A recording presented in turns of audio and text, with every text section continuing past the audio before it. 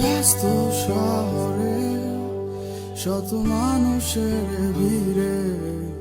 আমি পাগলের মতো খুঁজে বেড়াই তোমাকে, দূরে দূরে তাকিয়ে আনমনা হয়ে আমি তোমাকে খুঁজে পাই নিজের মাঝে। এই ব্যস্ত শহরে শত মানুষের ভিড়ে আমি পাগলের মতো খুঁজে বেড়াই তোমাকে, দূরে দূরে তাকিয়ে আনমনা